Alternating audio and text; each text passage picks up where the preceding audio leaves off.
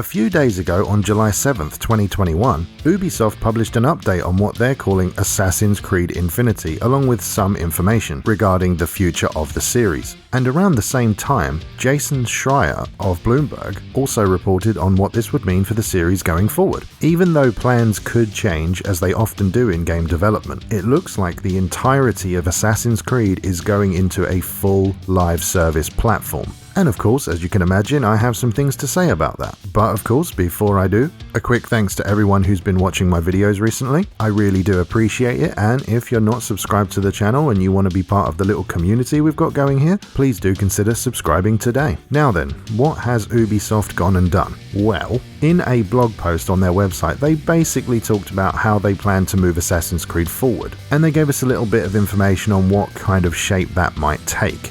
Now, I'm not going to go through the entire article and bore you with all the details and all the corporate speak and all that. I'm just going to basically tell you what the important stuff is and what you need to know. And really, all that is just that it's going to be a live service platform. So that doesn't mean that they're going to create a new Assassin's Creed game, you know, that's going to be completely live service, like something along the lines of Destiny or Anthem or any of these kind of things, you know, Marvel's Avengers. It's not going to be that sort of thing. Apparently, according to all the information that I've seen, it's going to be something along the lines of a platform that holds various Assassin's Creed games and content. So perhaps they could add two different games to this platform and allow people to play different ones at different times. You know, they can add smaller games and kind of spin-offs as well as DLC areas or even mini games and things like that. So that sounds like a kind of cool idea in a way, but we all know that when they do this kind of thing, it basically means how can they monetize things more. And that's not just me trying to be, I don't know, down on it or just really cynical. It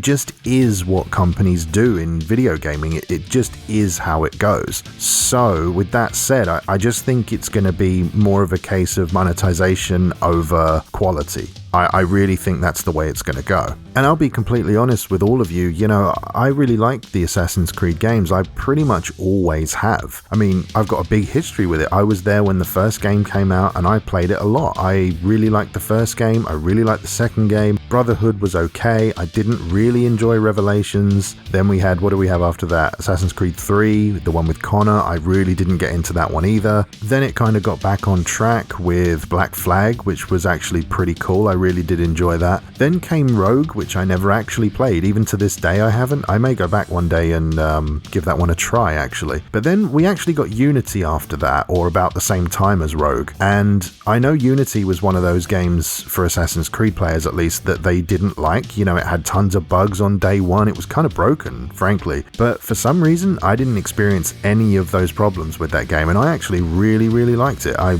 might be in the minority there, but I really, really liked Unity. Then we had one of my personal favorites, Syndicate, which of course set in London. You know, I'm from England. I live in England. I live about 2 hours away from London, so it was pretty cool to see a Victorian London style Assassin's Creed game. Really enjoyed that one. Then after that, it kind of moved into a new era where it played a bit more like a normal third-person action game, you know, a bit more, I want to say Dark Souls-ish in the way its combat worked, but it went from a sort of animation-led system to a more hitbox-based system, which was really cool, with Origins and then Odyssey, which I absolutely loved. I really did like Origins, but Odyssey was absolutely brilliant to me. And then, of course, we got Valhalla, and funnily enough, I got probably, I don't know, 5 to 7 hours of Valhalla under my belt, and I just did not enjoy that. No idea why. It's kind of weird because, again, set in England, or mostly set in England, but I just didn't like it. I have no idea why. I may go back to it one day. I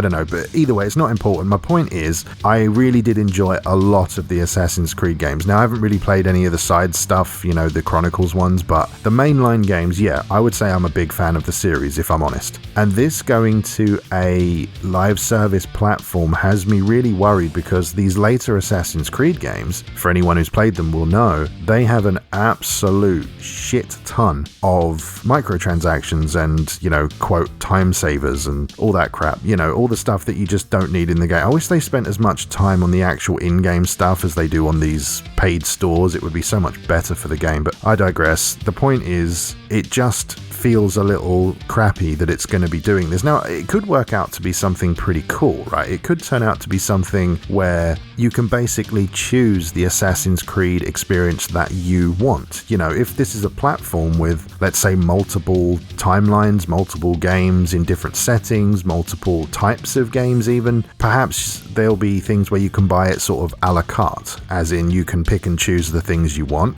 But then my brain just goes, yeah, but they're going to charge you through the arse for it. You know, they're gonna really milk it for all it's worth if that's the way it goes. It won't be, you know, oh, instead of being $60 or £50 on release, it'll be every game is like 40, you know? And then if you want everything, it's going to cost you way more than it would ever have cost if it was a standard just Ubisoft release, right? And that's the way it will probably go. Now, they have said that it's going to be, you know, thought about and changed as it goes forward. And Assassin's Creed Infinity is kind of the code name of the project, so we don't even know if that's exactly what it's going to be named when it comes out. But everything doesn't really seem to be fully set in stone yet. And you know, again, I'll be honest with you, I have played live service games and I don't think they're inherently bad, but it seems to me like a lot of companies these days are far more interested in the monetization than the actual quality of the experience they give you. Now, I'm not saying all of them, and I'm also not saying that the majority of the people that work in these companies, you know, the developers themselves, it's the people at the top, you know, that greenlight everything, that tell the underlings, so to speak, what to make and what to produce. You know, if you ask a lot of the ground level developers or even some of the senior developers, most of their goals will be to create a cool game, you know, a nice product, something people can sit down and enjoy. Or, you know, a piece of artwork, if you like, whatever you want to call it. That's the kind of thing that these people want to do. But the people in suits at the top that have absolutely no care for video games, and again, not all, but most of the people at the top do not give a shit about you or the video games. They just want the profits. And I think that is what's behind this move. And I hate to say that because it's literally nowadays everything that comes out, I'm pretty much going to say the same thing, because that's what this industry has taught me. That's what this industry has said to me and shown me over the last 10 years, that they're not interested in making things that are fun, interesting, enjoyable, memorable. That, you know, all of these words, they're just things that don't matter to them. The only thing that really matters to them is profit. And unfortunately, they'll do pretty much anything they can to get it, including destroying your favorite franchises. Now, of course, Assassin's Creed isn't real. None of these game worlds are real, but it means something to some people. Some people get lost in these worlds because they don't fit in the real world in certain places. And I know that's kind of a sappy thing to say if you want to put it that way, but it really does happen that way. People get emotionally attached to these worlds and these places, and these companies just destroy them over and over again. It happens with movies, it happens with games, it's happening all the damn time. It's happening with superheroes even now, you know, with Marvel. So